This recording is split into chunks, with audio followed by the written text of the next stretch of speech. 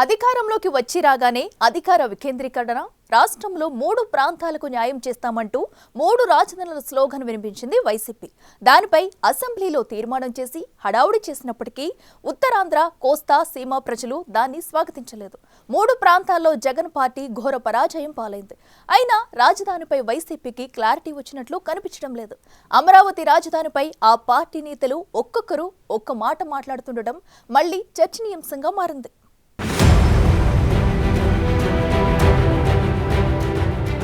YCP అధ్యక్షుడు జగన్ అధికారంలో ఉన్నప్పుడు అధికార వికేంద్రీకరణ అంటూ 13 జిల్లాలతో విడిపోయిన ఆంధ్రప్రదేశ్లో 3 రాజధానులు ఏర్పాటు చేస్తామని ప్రకటించారు. అన్ని ప్రాంతాలకు సమన్యాయం చేస్తామని పదే పదే ప్రకటించిన మాజీ సీఎం ఆ దిశగా ఒక్క అడుగు కూడా ముందుకు వేయలేకపోయారు. పైగా అప్పటికి అంతో ఇంతో అభివృద్ధి దిశగా అడుగులు వేస్తున్న అమరావతి అభివృద్ధిని పూర్తిగా అటకెక్కించి ఉన్న రాజధాని ప్రాంతాన్ని అడవిగా మార్చేశారు. అమరావతి రాజధానికి భూములిచ్చిన రైతులు ఆందోళన పదం పడితే జగన్ ప్రభుత్వం ఉక్కుపాదం మోపి అడగదొక్కడానికి ప్రయత్నించింది.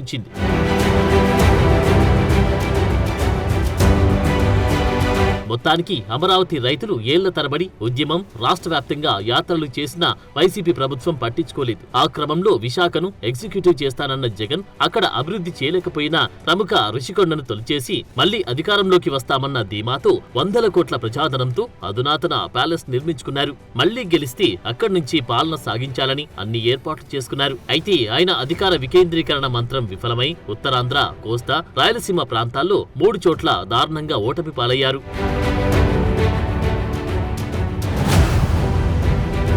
కూటమి ప్రభుత్వం అధికారంలోకి రాగానే అమరావతి ఏపీకి ఏకైక రాజధానిగా ఉంటుందని ప్రకటించి ఆ దిశగా కేంద్ర సహకారంతో అభివృద్ధి కార్యక్రమాలు చేపడుతుంది. అప్పుడు కూడా జగన్ అమరావతిపై తన అక్కసు వెళ్లగక్కారు. రాజధానికి అన్ని వేల ఎకరాలు ఎందుకని, విజయవాడ, గుంటూరు మధ్యలో నాగార్జున యూనివర్సిటీ వద్ద 500 ఎకరాలు సరిపోతుందని ఉచిత సలహాలిస్తున్నారు. దానికి తగ్గట్టి పార్టీ నేతలు ఎవరి అభిప్రాయాలు వారు వెళ్లబుచ్చుతున్నారు.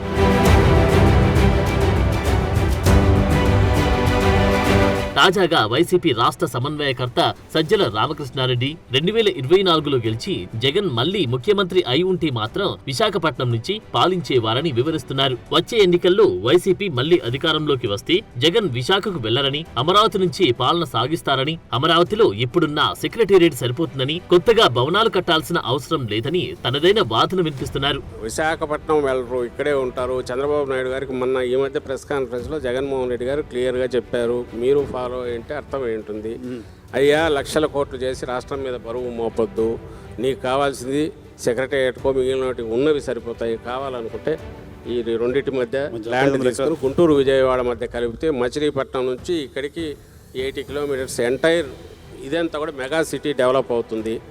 ఈ వేళకే డెవలప్ అయ్యేది.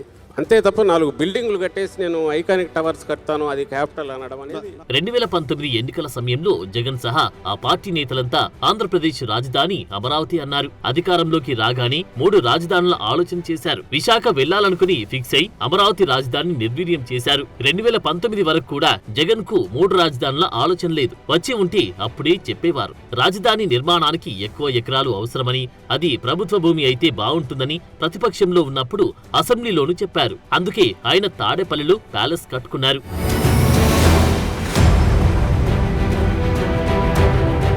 జగన్ సీఎం అయ్యాక అమరావతిలో పునాదులేస్తే ఎక్కడికి పోతుందో తెలియని పరిస్థితి ఉంది. రాజధాని అభివృద్ధికి 1,00,000 కోట్లు అవుతుందని చంద్రబాబు చెప్పారు. ప్రభుత్వం అంత భరించలేదని జగన్ 3 రాజధానుల ఆలోచన చేశారు. తాజాగా సజ్జలు చెప్తున్నట్లు విశాఖపట్నం నుంచి పాలించాలని ఎన్నికల ముందు జగన్ అనుకున్నారు. అయితే ఏపీ వాసులు ఆ ఛాన్స్ ఇవ్వలేదు. తాను మళ్లీ సీఎం అయితే అమరావతి నుంచే పాలిస్తానని ఇటీవల నిర్వహించిన విలేకరుల సమావేశంలో జగన్ స్పష్టంగా చెప్పారు. అయితే అమరావతిపై ఆయనకు అంత కోపం ఎందుకో కానీ గుంటూరు, విజయవాడ మధ్య అభివృద్ధి చేస్తే చాలని కొత్త పల్లవి ఎత్తుకున్నారు.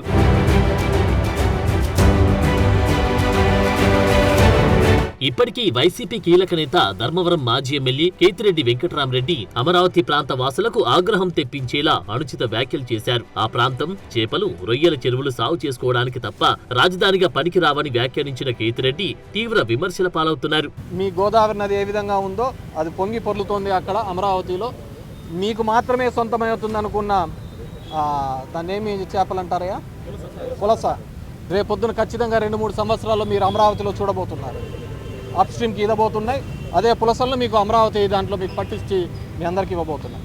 అది ఎట్లా తయారైందంటే జెండా ఎగరేసిన వాళ్ళే దేశభక్తులని, ఇప్పుడు ఆ విధంగా ఉన్నారు. ఇప్పుడు ఈ కూటమి దానిలో ఏ విధంగా ఉందంటే కూటమికి జై జై అంటే దేశభక్తులు, కూటమిని కన్నా ప్రశ్నిస్తే దేశద్రోహుల్లాగా నిలబడుతున్నారు. దేశభక్తి అనేది జెండా ఎగరేస్తేనో లేకుంటే దాని మీద ఆ రోజు చాక్లెట్లు పంచుతూనే ఉండదు. ఈ దేశం యొక్క సమగ్రతకు ఇక్కడున్న దానిలో ఐక్యంగా పోరాడినప్పుడే ఉంటుంది.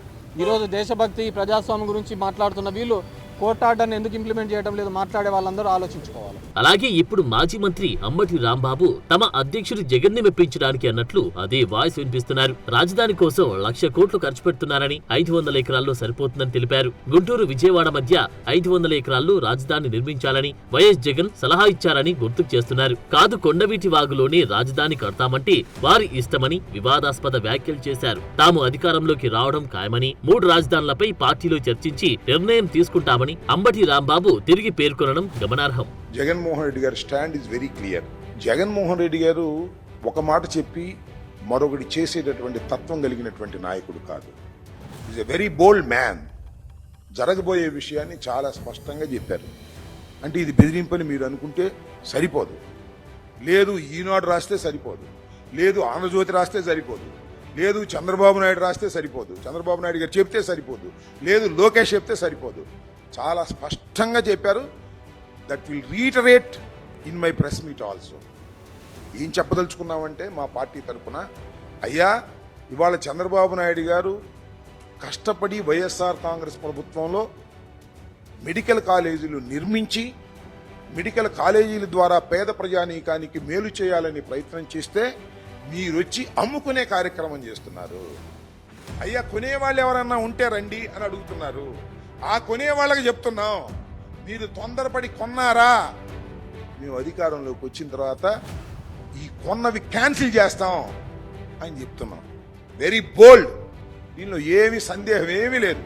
గతంలో ప్రస్తుత శాసనమండలి ప్రతిపక్ష నేత మాజీ మంత్రి బొత్స సత్యనారాయణ వంటి నేతలు కూడా రాజధానిపై ఇలాగే నెగిటివ్ కామెంట్ చేశారు. 3 రాజధానుల నిర్ణయం పార్టీ పరంగా తీసుకున్నామని దానిపై పునఃసమీక్షించాల్సి ఉందని వ్యాఖ్యానించారు. కొందరు నేతలైతే వరదలకు అమరావతి మునిగిపోతుందని తెగ స్టేట్మెంట్ ఇచ్చారు.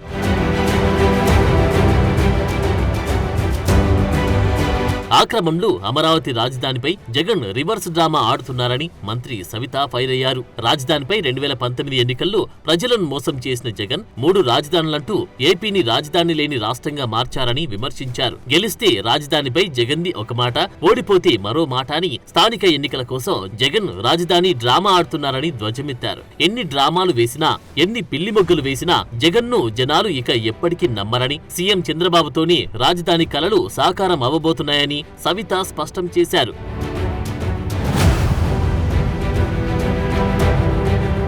సిఆర్డీఏ బాధితులు చూస్తున్న మున్సిపల్ శాఖ మంత్రి నారాయణ సైతం అదే స్థాయిలో జగన్ పార్టీపై ధ్వజమెత్తున్నారు. వైసీపీ అధ్యక్షుడికి రాజధానిపై స్పష్టత లేదు. రాజధానికి 30,000 ఎకరాలు కావాలని జగన్ అసెంబ్లీలో చెప్పారని, ఆ తర్వాత పొలిటికల్ గేమ్ తో 3 ముక్కలాట ఆడారని విమర్శించారు. అమరావతి అనంతపురంకి, శ్రీకాకుళంకి సెంటర్ పాయింట్ గా రాష్ట్ర నడిబొడ్డులో ఉందని గుర్తు చేశారు. అమరావతికి రైల్వే కనెక్టివిటీ, పోర్ట్, ఎయిర్పోర్ట్ దగ్గరలోనే ఉన్నాయని అమరావతికి ఒప్పుకొని అసెంబ్లీలో జగన్ కూడా చేతులెత్తారని, మళ్లీ తన ప్రభుత్వం రాగానే మాట మార్చారని గుర్తుకు చేశారు. అధికారంలో ఉన్నప్పుడు 3 రాజధానులని, మళ్లీ అధికారం కోసం అమరావతి అని మాట మార్చడం కరెక్ట్ కాదని విమర్శించారు. ఇప్పుడు నాయకుడికి స్టెబిలిటీ ఉండాలి. ఏదన్నా ఒక డెసిషన్, ఎన్ని మేజర్ డెసిషన్, చిన్న డెసిషన్ కాదు. ఒక రాష్ట్రానికి రాజధాని అంటే అది చిన్న డెసిషన్ కాదు. ప్రజలందరూ అభిప్రాయం తీసుకొని చేయాలా. ఇదంతా అధికారం కోసమే, కేవలం అధికారం కోసమే.